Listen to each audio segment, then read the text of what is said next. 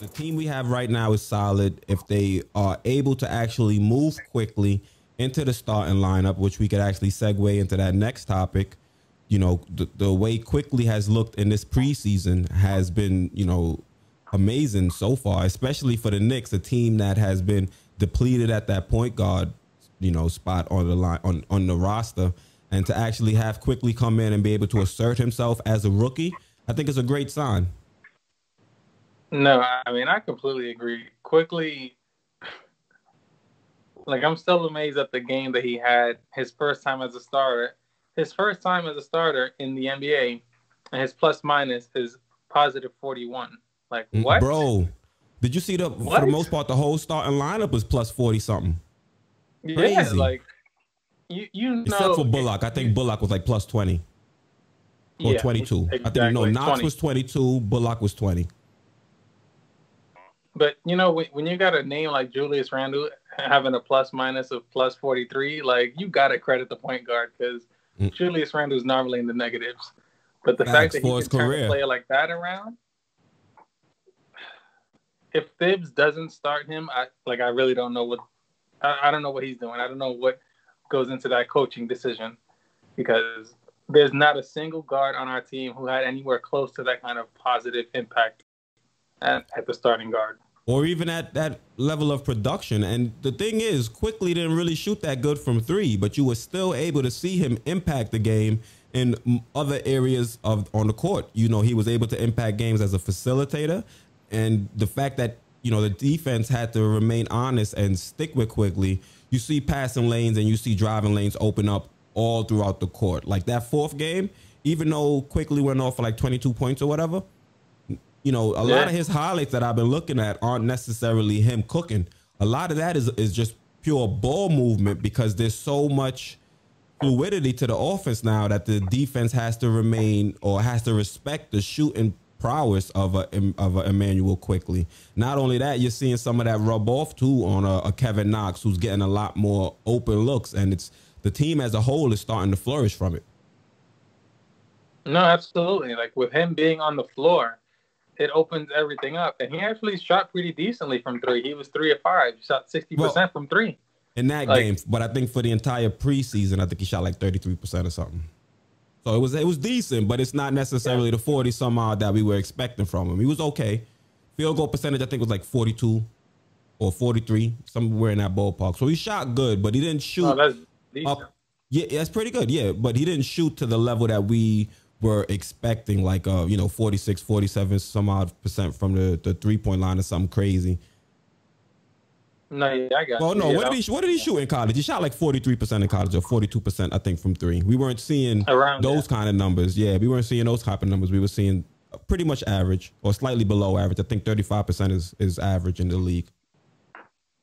Yeah, but I mean, I credit that more to his minutes because once he got consistent minutes, the game came to him. Like he didn't come into the game down 15. Like he came in at the start and was able to play his game throughout. And if we can just make that consistently, the Knicks will be watchable this season. I'm not saying we're going to be amazing, but we'll be watchable, you know? You won't watch it. We'll be respectable. Yeah.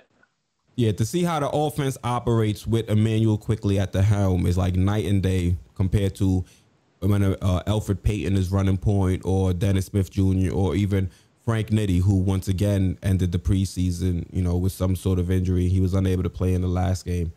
So to see that Quickley is able to come in from his first game as a starter and be able to impact the game in that manner. And we beat the brakes off the Cavaliers. Like, let me not like wild out and be like, oh, it's a major accomplishment. Like, yes, it's a nice achievement in preseason to be able to blow out your opponent. But, you know, the betting favorites already had in the third game, the Knicks favored by -16. So the team that the Cleveland Cavaliers were putting out there weren't necessarily, you know, their all-star squad. So, yes, we have to have a little bit of patience and, you know, calm down and relax a little bit. But they still played Colin Sexton, which was one of their high draft picks. They still played Darius Garland, who was still one of their high draft picks. And that same team, for the most part, played neck and neck with the Knicks up until the fourth quarter in game 3. So the fact that we were able to come back, make whatever adjustments Tibbs needed to make, and really punch that team in the face and go up by like 30, you know, I'm happy as a Knicks fan, you know. It's a great way to start. I agree. It's a great way to end the preseason and move into the regular season. No, I completely agree. I didn't think that the Knicks were even capable of that, honestly. I mean, because we saw in the first 3 games that we played, our problem hasn't been defense, because all 4 games we kept the team under 100 points. Our problem has been offense. We can't score. So to see us score more than 100 points in the 4th game, like, I was shocked. Because that just shows that our biggest issue this season, it's going to be our offense. And we scored 119 points. Like, that's insane. Facts. And one player that I think feeds off of Immanuel Quickley, and we can move and talk a little bit about his production this preseason, will be RJ Barrett. RJ Barrett, I think, operates nicely off ball when Immanuel Quickley is on the court. Because RJ Barrett, for the most part, is a slasher. Like, if you looked at his shooting percentages, he shot 13% from 3 this preseason. So that's clearly a facet of his game he has to work on.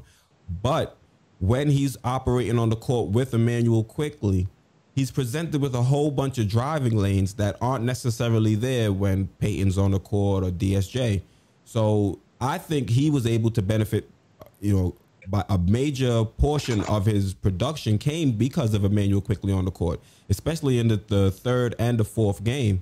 To see him able to, or be able to, attack the basket with the ferocity that he's allowed to now that he has the space to operate is beneficial to me, or great to me, because you don't necessarily see this type of RJ when you have a crowded or a packed court, or a court where Julius Randle is clogging up the lane. So to see him be able to move about on the court with enough spacing, to me, was great to see as a Knicks fan.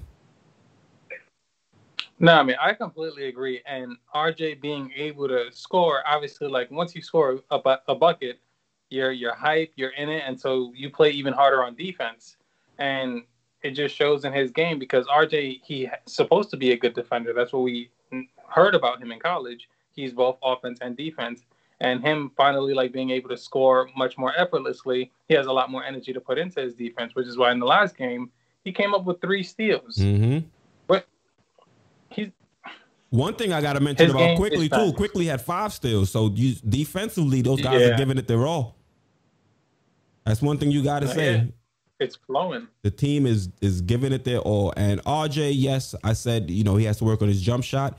Once he's able to knock down that 3-pointer consistently, the Knicks are going to be a problem. Like, and I think RJ is going to be a problem in the league. I think RJ is going to be able to be one of those top 10, top 15 players if he's able to knock down that jump shot repeatedly, or make the defense respect him shooting it, because he has all the tools to be that tool for the future for us, and to be a great tool in the league. Maybe, you know, not necessarily as good as a D Wade, but maybe a tier below that. You know what I mean? No, I mean, I agree. I mean, he could. I see his ceiling more closer to a Paul George when he was on the Pacers, like a nice combo guard who can play offense and defense, who can make the clutch shots. He just needs to work on his shooting. Yeah, definitely. I mean, but that's the thing with a lot of these players on this team. The only one that I've really seen been able to work on their jump shot and actually get it to a point where we're like, all right, you know, I'm starting to see some real progress is Knox. Because you saw Knox in the 3rd and the 4th game go crazy. You saw it in the 3rd and in that 4th game, Knox was really doing what he had to do. But, I mean, back to RJ.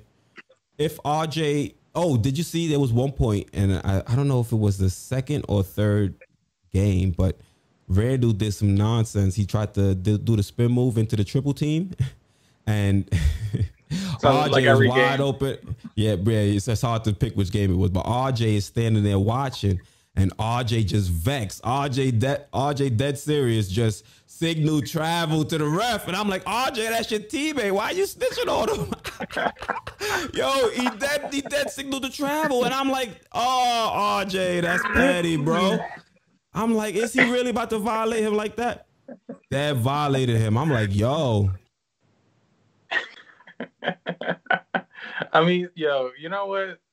That needs to happen because Julius he stops the flow of offense and then makes a terrible decision.